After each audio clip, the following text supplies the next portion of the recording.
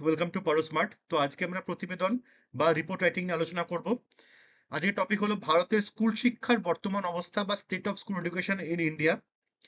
এটা ভীষণ important topic, কারণ ক্লার্কশিপ মেন এক্সামে 15 মার্কসের রিপোর্ট রাইটিং থাকে। আর প্রত্যেক সপ্তাহেতে নিউজ পেপারেতে কিন্তু একটা দুটো করে আর্টিকেল এই স্কুল এডুকেশন নিয়ে আসছে। তো সেই জন্য আর সবচেয়ে ইম্পর্টেন্ট এর মধ্যে হলো স্কুল ড্রপ আউট।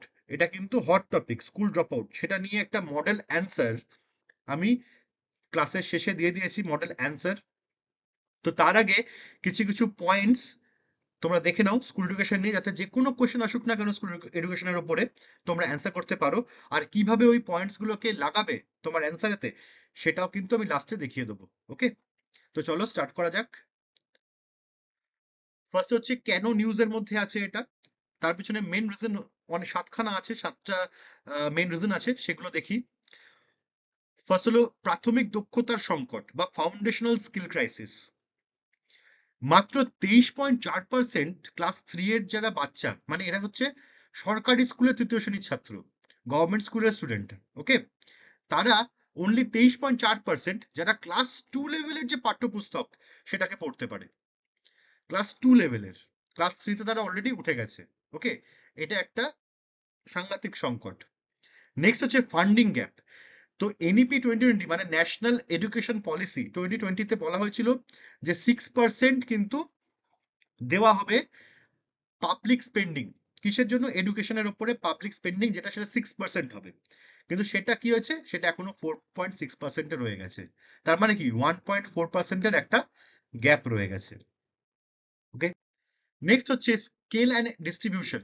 মানে আমাদের ভারতেতে 98 লক্ষ শিক্ষক রয়েছেন, এরা সরকারি শিক্ষক। স্কুল রয়েছে কটা? স্কুল রয়েছে 14.72 lakhs।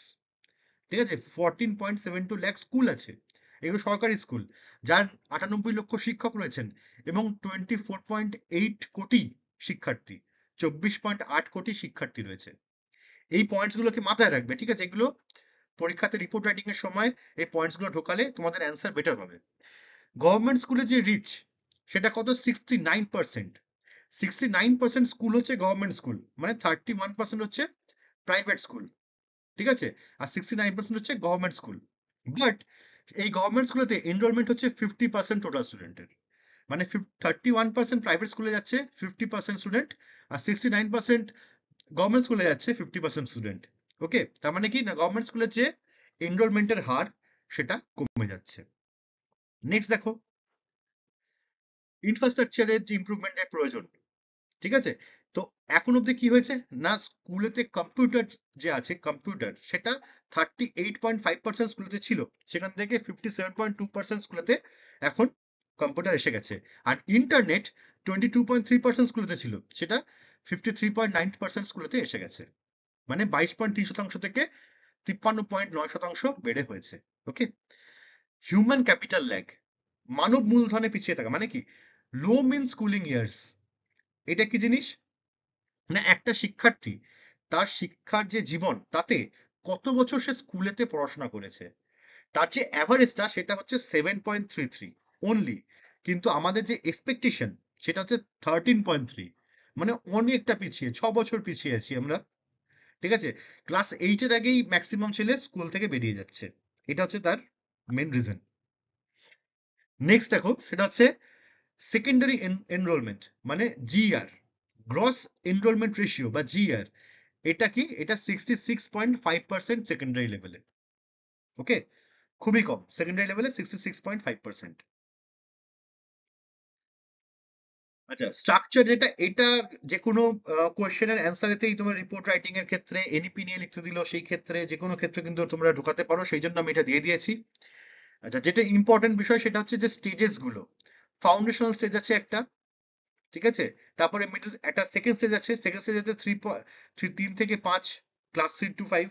তারপরে স্টেজ আছে 6 to 8 ক্লাসের, এবং লাস্ট যে সেকেন্ডারি স্টেজ তাতে আছে 9 to 12। ঠিক আছে, তো প্রথম হচ্ছে 3 ইয়ার্স এর যেটা, সেটা প্রি স্কুল, তারপরে ক্লাস 1 2, এটা ফার্স্ট স্টেজেতে। আর এখানে সবচেয়ে ইম্পর্টেন্ট যেটা, সেটা হলো এই ইন্টিগ্রেট ইসিসিই, মানে early childhood care, early childhood care and education. Okay, ECCE তো promote holistic development and achieve 100% GR by 2030। বলছে 100% গ্রস এনরোলমেন্ট রেশিও 100% বাই 2030, মানে যাতে 100% বাচ্চাই তারা স্কুলেতে এনরোল করে, অর্থাৎ স্কুলেতে ভর্তি হয়। এটা অ্যাচিভ করতে যাচ্ছে কোথায়, কার আন্ডারে? এনইপি 2020 আন্ডারে। ওকে, ন্যাশনাল এডুকেশন পলিসি 2020 তার আন্ডারেতে এটা বলা হয়েছে, এটা হচ্ছে এম। তো এটাই বাংলাতে বলা আছে, দেখো, প্রারম্ভিক শৈশব যত্ন ও শিক্ষা, ইসিসিই। ঠিক আছে, এটা অন্তর্ভুক্ত করা সমস্ত বাচ্চাকে, মানে প্রি স্কুলে, এই যে 3 বছরের প্রি স্কুল এটা। ওকে, শিক্ষার্থীর সামগ্রিক বিকাশকে উৎসাহিত করা এবং 2030 সালের মধ্যে 100% মোট তালিকাভুক্তির অনুপাত অর্জন করা। 100%।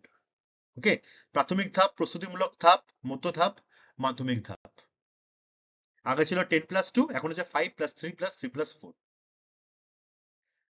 নেক্সট হচ্ছে চ্যালেঞ্জ গুলো। এবার আমরা একটু ভেতরে যাই এবং পয়েন্টস গুলোকে দেখি, কি কি পয়েন্টস আছে। ফার্স্ট হচ্ছে শিক্ষা দারিদ্র, মানে লার্নিং পভার্টি। এটা একটা সূচক হয় যেটা ওয়ার্ল্ড ব্যাংক বার করে, সেটা হচ্ছে world bank learning poverty index. এতে দেখা গেছে কোভিড এর পর থেকে 70% হয়েছে, বেড়ে গেছে। আগে ছিল এই লার্নিং পভার্টি ইন্ডেক্স ছিল 55%-এ, সেটা বেড়ে হয়েছে 70%, যেটা খারাপ।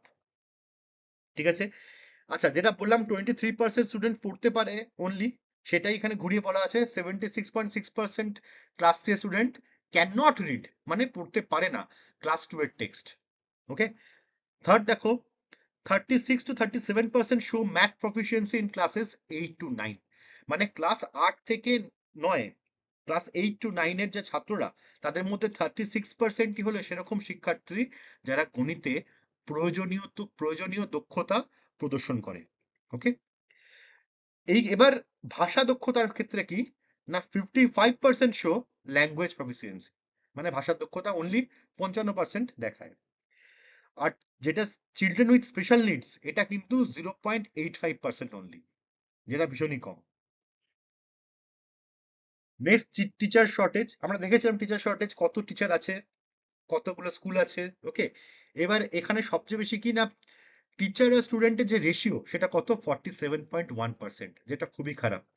একটা আধুনিক স্টেটেতে, মানে আধুনিক দেশেতে যেটা বলা হয় সেটা হচ্ছে 8 থেকে 10 জন স্টুডেন্ট পার টিচার, মানে যেটা 8 to 10:1 হওয়ার কথা, সেটা 47:1 আমাদের দেশের ক্ষেত্রে। 10 লক্ষের বেশি পদ, টিচারের পদ খালি আছে, 10 লক্ষ, 10 lakhs-এর ওপরে টিচারের পদ খালি আছে। এবং এর মধ্যে অনলি ইউপি আর মধ্যপ্রদেশেতে 1 লক্ষের বেশি ভ্যাকেন্সি আছে টিচারের ক্ষেত্রে, 1 লাখের বেশি ভ্যাকেন্সি আছে ইউপি এবং মধ্যপ্রদেশে। ড্রপ আউটের ক্ষেত্রে কি, ড্রপ আউটের ক্ষেত্রে দেখা যাচ্ছে যে প্রাইমারিতে 1.9%, মানে প্রাইমারি থেকে কিন্তু ড্রপ আউটের সংখ্যা কম, আপার প্রাইমারিতে আরেকটু বেশি 5.2%, সেকেন্ডারি আস্তে আস্তে 14.1%, অনেকটা বেড়ে যায়। আবার সেকেন্ডারিতে ছেলেদের যে ড্রপ আউটের সংখ্যা, সেটা কিন্তু বেশি মেয়েদের থেকে, মেয়েরা কিন্তু সেকেন্ডারিতে কম ড্রপ আউট করে, ছেলেরা বেশি করছে। ওকে, নেক্সট দেখো, ইনফ্রাস্ট্রাকচারের যে প্রবলেম, মানে অবকাঠামোগত যে ঘাটতি, সেটা কিরকম না, 1.52 লাখ স্কুলস ল্যাক ইলেকট্রিসিটি। হ্যাঁ, ইলেকট্রিসিটি সঠিকভাবে নেই 1.52 লাখ স্কুলেতে। 14.7 মতো লাখ মতো স্কুল আছে, তার মধ্যে 1.52 লাখের ইলেকট্রিসিটি ভালো মতো নেই। ঠিক আছে, 67,000 বিদ্যালয় বিদ্যালয়তে, 67,000 বিদ্যালয়তে শৌচাগার নেই, টয়লেট নেই। ঠিক আছে, 33.2% government schools have disabled friendly toilets, মানে প্রতিবন্ধী বান্ধব সে শৌচাগার, সেটা রয়েছে অনলি 33.2%-এ। 1/3 স্কুলেতে আছে, 2/3 স্কুলে নেই। আচ্ছা, এবার আঞ্চলিক বৈষম্য দেখো, আঞ্চলিক বৈষম্যতে বিহার, উত্তরপ্রদেশ, মহারাষ্ট্রতে সবচেয়ে বেশি ড্রপ আউট, বিহার, উত্তরপ্রদেশ আর মহারাষ্ট্র। ওয়েস্ট বেঙ্গলের ক্ষেত্রে 79% ফাউন্ডেশনাল স্কুলস, মানে প্রাথমিক স্তরের যে স্কুল সেটা 79%, বাট মাধ্যমিক স্তরেতে অনলি 11.6%, 11.6% বিদ্যালয় রয়েছে। মানে স্টার্ক ডিফারেন্স, কত ডিফারেন্স দেখো। এই পয়েন্টটা তোমরা কিন্তু ইউজ করতে পারো, যেহেতু ওয়েস্ট বেঙ্গল কেন্দ্রিক এটা। ওকে,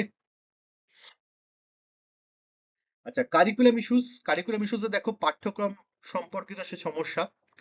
আমাদের যে পড়াশোনার যে স্টাইলটা সেটা হচ্ছে কি মুখস্থ নির্ভর, মানে রোট লার্নিং।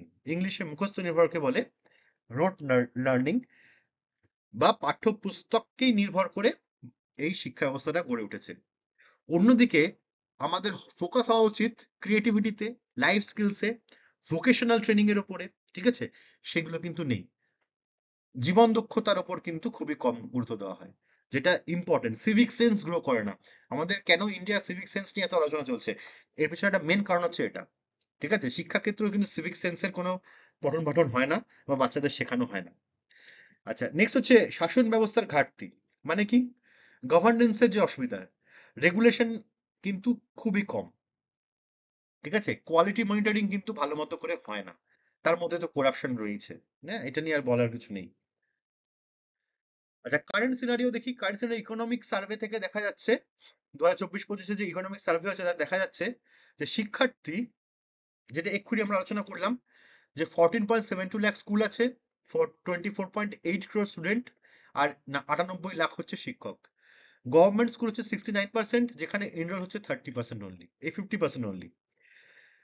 আচ্ছা, প্রাইমারিতে যে জিআর মানে ভর্তির যে অনুপাত, সেটা 93%। সেকেন্ডারিতে এসে 77.4%, হায়ার সেকেন্ডারিতে এসে সেটা 56.2%, কমে যাচ্ছে। আচ্ছা, কম্পিউটারের ক্ষেত্রে 38.5% থেকে বেড়ে 57.2% হয়েছে, যেটা এক্ষুনি আমরা আলোচনা করলাম। ঠিক আছে, আর ইন্টারনেটটা বেড়েছে। এইটা কিন্তু আইসিটি যে প্রোগ্রেস সেটা হয়েছে ডিজিটাল ইন্ডিয়ার ক্ষেত্রে। নেক্সট দেখো, ড্রপ আউট ট্রেন্ডস। এইটা হচ্ছে সবচেয়ে ইম্পর্টেন্ট যে টপিক, এটা নিয়ে আলোচনা চলছে বেশি, চর্চা চলছে এখন বাইরে বেশি। তো দেখা যাচ্ছে মাধ্যমিকে উত্তীর্ণের যে হার, সেটা মেয়েদের ক্ষেত্রে বেড়েছে। 73.5 থেকে 80% হয়েছে মেয়েরা। ছেলেদের ক্ষেত্রে সেটা 72 থেকে হয়েছে 77%। যেসব জায়গাতে ড্রপ আউট সবচেয়ে খারাপ, সেটা কোথায়? বিহারে, আসামে, কর্ণাটকায়, রাজস্থানে, গুজরাটে, হরিয়ানাতে ড্রপ আউট হার বৃদ্ধি পেয়েছে। হার বৃদ্ধি পেয়েছে, ঠিক আছে, হার বৃদ্ধি পেয়েছে। সবচেয়ে খারাপ বিহারে, আসামে, কর্ণাটকায়। বেস্ট পারফর্মিং কারা? কেরালা এবং তামিলনাড়ু, অ্যাজ অলওয়েজ। সাউথের যে স্টেট গুলো আছে, তারা বেস্ট পারফর্মিং এই ক্ষেত্রে। অন্যদিকে উত্তরাখণ্ড, মহারাষ্ট্র, এরা ইমপ্রুভ করেছে। ঠিক আছে, এদের কিন্তু টোটাল যে দেখা যাবে, যদি টোটাল ড্রপ আউটের সংখ্যা, সেটা কিন্তু অনেকটাই বেশি। বাট এরা ইমপ্রুভ করছে, এদের অবস্থা খারাপ হচ্ছে। ওকে। আচ্ছা, কি রিজনস ড্রপ আউটের জন্য? মেন রিজন কি? এইগুলো ইম্পর্টেন্ট পয়েন্টস আছে। কি রিজন হচ্ছে? পভার্টি অ্যান্ড চাইল্ড লেবার, দারিদ্র্য এবং শিশু শ্রম। Poor infrastructure and distance to school, মানে বিদ্যালয়ে পৌঁছানোর জন্য যে মানে এক একটা এমন এমন জায়গা আছে যেখানেতে দু তিনটে গ্রামে, টোটাল দুখানা দুখানা তিনখানা গ্রাম, যেটা 10 কিলোমিটার প্রায় রেডিয়াসের, সেখানে একটা স্কুল আছে। তো যারা প্রান্তে থাকে তাদেরকে এতটা এরিয়া হেঁটে আসতে হচ্ছে, জল পেরিয়ে আসতে হচ্ছে, এরকম অবস্থা কিন্তু হচ্ছে। তো সেইগুলোর জন্য কিন্তু স্কুলে পৌঁছানোই একটা কঠিন ব্যাপার হয়ে যাচ্ছে। মানে সব গ্রামে গ্রামে স্কুল নেই, মানে আরো স্কুলের প্রয়োজন। ঠিক আছে, তার সাথে সাথে ইনফ্রাস্ট্রাকচার তো খারাপ আছেই, এটা তো ছেড়েই দিলাম। আর পভার্টি এবং চাইল্ড লেবার তো আছেই। Gender bias and early marriage. ঠিক আছে, আর্লি ম্যারেজটা একটা বড় সমস্যা গ্রামের দিকে, অল্প বয়সে বিয়ে, বিশেষ করে রাজস্থানেতে, হরিয়ানাতে। আচ্ছা, পুয়ার কোয়ালিটি টিচিং, টিচিং এর যে মান সেটা তো খুবই খারাপ, যেটা তোমরা জানোই। এটা নিয়ে নতুন করে বলার নেই যে কি চলছে। আচ্ছা, health issue and lack of support for children with special needs. Children with, যারা স্পেশাল নিডস মানে অটিজম যাদের আছে, যারা ডিসলেক্সিয়ায় ভুগছে, যেসব বাচ্চারা, এদেরকে তো ধরতেই পারে না যে এদের সমস্যা কি। হ্যাঁ, এদের সমস্যাটা কি ধরতেই পারে না, মনে করে যে এরা পড়াশোনাই করছে না, বা এরা একটু মানসিকভাবে বিকৃত, এরকম চিন্তা করে। এদের যে সমস্যাটা কি, স্পেশাল যে নিডসটা, সেটা যে দরকার তাদের, সেটা কিন্তু দেওয়া হয় না। ওকে। আর হেলথ ইস্যু তো আছেই তার সাথে। ল্যাক অফ প্যারেন্টাল অ্যাওয়ারনেস, অভিভাবকদের সচেতনতা, সেটাও কিন্তু অভাব আছে। ওয়ে ফরওয়ার্ড কি? ওয়ে ফরওয়ার্ড এটা কিন্তু কনক্লুশনের জন্য, এই পয়েন্টগুলো কনক্লুশনের জন্য কিন্তু ইম্পর্টেন্ট। ওকে, কনক্লুশনেতে এইগুলো ঢোকাতে পারো। এক হচ্ছে raise education spending to 6% of GDP. Okay, fill teacher vacancies and improve training, ensure educational literacy and numeracy for all, মানে শিক্ষার্থীর জন্য মৌলিক সাক্ষরতা এবং গাণিতিক দক্ষতা নিশ্চিত করা, শিক্ষক পদে শূন্যস্থান পূরণ করা, মানে যেটা টিচার যে ভ্যাকেন্সি আছে যে 10 লাখের উপরে সেগুলোকে পূরণ করা, জিডিপি যে বললাম এনইপি টার্গেট যেটা ছিল সেটা কি ছিল 6%, সেটা এখনো 4.6%-এ আছে, সেটাকে ঠিক করা, মডার্নাইজ কারিকুলামটা জীবন দক্ষতা এবং বৃত্তিমূলক শিক্ষার উপর গুরুত্ব দেওয়া, ঠিক আছে, খালি পাঠ্যপুস্তকের উপর পড়ে গেলাম তাহলে হবে না। Expand digital infrastructure and AI based learning, AI কে ঢোকাতে হবে, ঠিক আছে, ডিজিটাল ইনফ্রাস্ট্রাকচারকে ঠিক করতে হবে। রেগুলার মনিটরিং, যেটা খুব ইম্পর্টেন্ট, জেন্ডার ইকুইটি এবং ইনক্লুসিভনেস এডুকেশনের মধ্যে, এবং কমিউনিটি পার্টিসিপেশন, এটাকেও মাথায় রাখতে হবে। এইসব পয়েন্টস গুলো কিন্তু তোমরা কনক্লুশনে দিতে পারো, কোনো সমস্যা নেই, ঠিক আছে।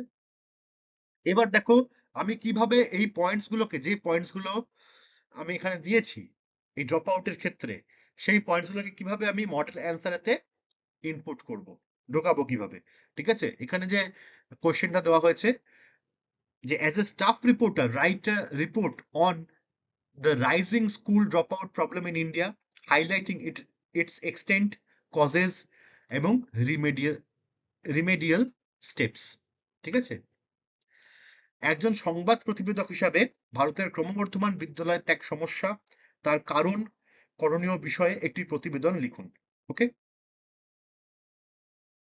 তো ফার্স্ট হচ্ছে বাই এ স্টাফ রিপোর্টার, আচ্ছা টাইটেল দিতে হবে একটা, টাইটেলটা হচ্ছে a growing crisis, the challenge of school dropouts in India, ঠিক আছে, the challenge of school dropouts in India, a growing crisis, by a staff reporter, Kolkata 28 October 2025। India's dream of universal education faces hurdles due to rising dropout crisis. India's dream of universal education faces hurdles due to rising dropout crisis, ঠিক আছে, মানে অনেক প্রতিবন্ধকতার শিকার হচ্ছে আমাদের universal education, সার্বজনীন যে এডুকেশন, সেটা কিসের জন্য, কারণ হচ্ছে ড্রপ আউটের যে ক্রাইসিস চলছে তার জন্য। Most visible in secondary education, এই যে এক্ষুনি বললাম সেকেন্ডারি এডুকেশনেতে সবচেয়ে বেশি, ঠিক আছে, তাই জন্য এই পয়েন্টটা আমি ঢোকালাম। Despite impressive enrolment figures, primary লেভেলেতে 93% ছিল, রাইট, তাই জন্য আমি লিখেছি ইমপ্রেসিভ এনরোলমেন্ট ফিগার্স। তুমি এখানে যদি মনে না থাকে যে 93% হচ্ছে তোমার এনরোলমেন্ট ফিগারটা, তাহলে এখানে ডেটা দেওয়ার প্রয়োজন নেই, অ্যাটলিস্ট এটাকে কথায় লিখে দিতে হবে, lakhs of students fail to complete schooling, ঠিক আছে। Economic survey 2024-25 warns that this challenge could derail India's human capital growth, ঠিক আছে, human capital growth. Recent education data shows a worrying trend, especially after the COVID-19 pandemic. আচ্ছা কেন COVID-19 pandemic ঢোকালাম, কারণ আমরা পড়েছি একটু আগে যে লার্নিং পভার্টি ইন্ডেক্স, ঠিক আছে, লার্নিং পভার্টি সূচক যেটা, তাতে 70% হয়েছে। এই ডেটা যদি তোমার মনে নাও থাকে, এই ডেটা যদি মনে নাও থাকে, তাহলে তুমি ডেটা মনে থাকলে কিন্তু এটা ইনপুট করবে খুব ভালো হবে অ্যান্সারের মধ্যে। যদি মনে না থাকে সেই ক্ষেত্রে এভাবে লিখবে যাতে মূল বিষয়টা মনে লিখতে পারো তোমরা, ঠিক আছে। অ্যাকর্ডিং টু ASER 2024 আর UDISC 23-24, dropout rates are 1.9% at primary, 5.2% at upper primary, 14.1% at secondary levels. এই পয়েন্টগুলো আমি দিয়ে দিলাম, ঠিক আছে, ইনপুট করে দিলাম। Poverty, social barriers, early marriages, inadequate facilities, poor teaching quality remain major reason. আচ্ছা এই রিজনগুলো কি আমি ওখানে দিয়েছি, কি কি রিজন আছে তার মধ্যে থেকে আমি বার করেছি poverty, social barriers, early marriage, inadequate facilities. তুমি আরো পয়েন্ট চাইলে ঢোকাতে পারো, কোনো সমস্যা নেই ওখান থেকে।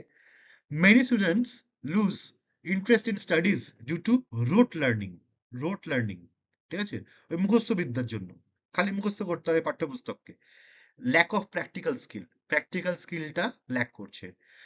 Girls face additional challenges of safety and domestic responsibility, এটা তো ঢোকাতেই হবে, ওমেন সেফটি একটা বড় প্রবলেম, এবং নেক্সট ক্লাসেতে আমি ওমেন সেফটি নিয়ে রিপোর্ট রাইটিং দেখাবো, ঠিক আছে। তো face challenges of safety and domestic responsibilities. To reverse this, the focus must shift to quality education. Quality এডুকেশনের উপর এবার কনক্লুশনে আসছি আমি। ঠিক আছে, ভূমিকা হলো, তারপরে বডি হলো, এরপরে কনক্লুশনে আসছি। কনক্লুশনে আমি কি দেবো? Way forward.